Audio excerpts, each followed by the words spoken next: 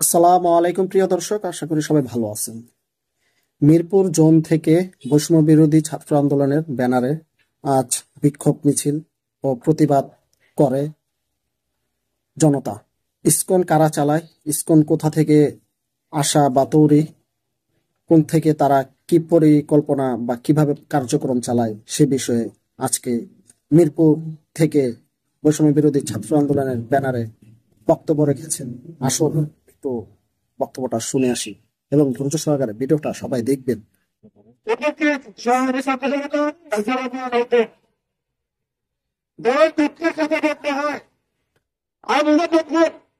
বিভিন্ন থেকে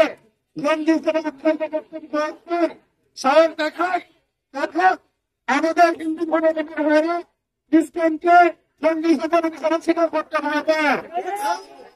তারা কিসের ভয়? ইসলাম কোন হিন্দু জাতির সংগঠন নয়। ইসলামের সাথে হিন্দু ধর্মের বা সনাতন ধর্মের কোন পার্থক্য নেই। আমি সবাই জানি ইসলামের জন্ম কিন্তু হিন্দু ধর্ম নয়। ইসলামের জন্ম কোথায়? ইসলামের জন্ম হচ্ছে নিউ ইয়র্কে। ইসলাম চালায় করা সনাতন না, ইসলাম চালিয়ে হচ্ছে নিউ ইয়র্ক। এই নিউ ইয়র্কের প্রভাব দিচ্ছি আমরা।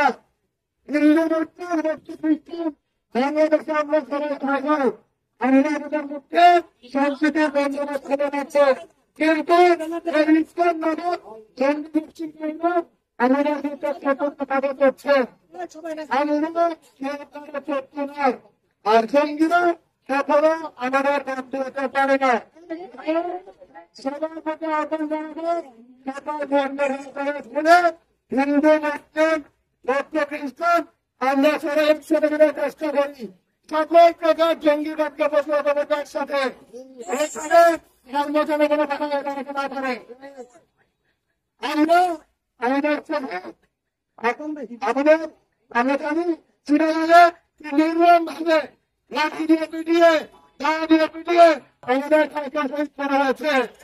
আমরা ছাত্র আন্দোলন এবং বর্তমান ছাত্র জনতা তীব্র প্রতিবাদ জানাচ্ছি এবং আমরা চাচ্ছি অতি দ্রুত সময়ে কোন ধরনের রাজনৈতিক দাদা না করে ইসলামকে বাংলার ঘর থেকে নিষিদ্ধ করতে হবে।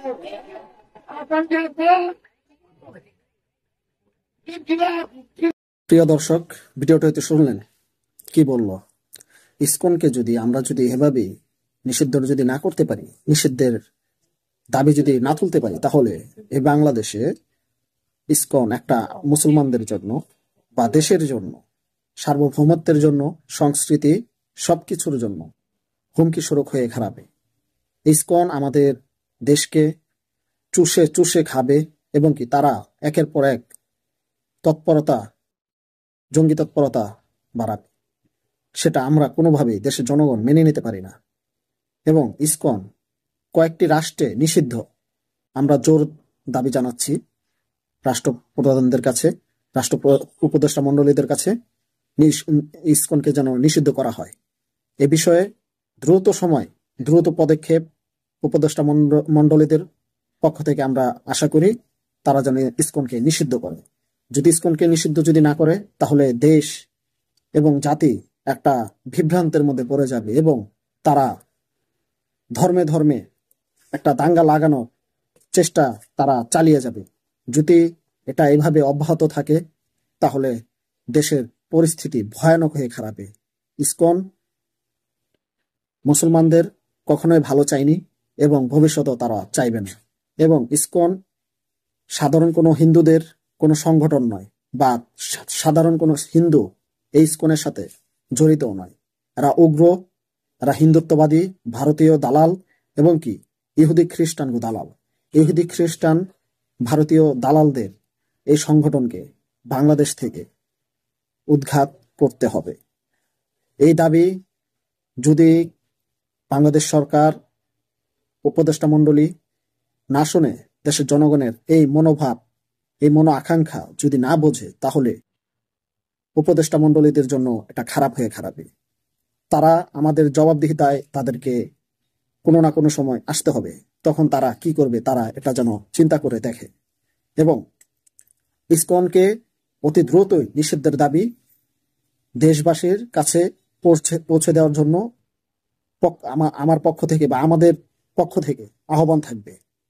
দ্রুতই এই আওয়াজ উঠান, মুখে মুখে এই আওয়াজ তুলুন, প্রত্যেকটা পরিবারে এই আওয়াজ তুলুন ইসকনকে নিষিদ্ধের দাবি। ইসকন নিষিদ্ধ আমরা বাংলাদেশ থেকে করেই ছাড়ব। ডক্টর অ্যাডভোকেট আলিফ ইসলামকে এরা কুপিয়ে মেরেছে। এই সন্ত্রাসী সংগঠন ইসকনকে আর এভাবে থাকতে দেয়া যায় না। বাংলাদেশে তারা এভাবে কার্যক্রম চালাবে এটা কোনোভাবেই মেনে নেওয়া যায় না।